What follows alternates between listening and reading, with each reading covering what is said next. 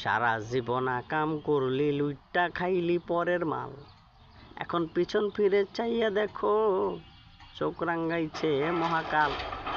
এখন মন চায় মক্কায় যাইতে, বেশি সময় নাই হাতে, ও তাই মাত্র 2 দিন তাবলিগেতে কলমা পইরা নাজেহাল। এরকম বহুত অ্যাডাম দেখছি বাইরে ভাই, কি যে করছে মানুষের, নেশা নুশা খায় মানুষের মারছে ধরছে, জুলুম করছে, ফিডিং খাইছে ভাই। হেডিরেও দেখছি ওরকম কুত্তা বিলের মতন মারি খায় মরতে।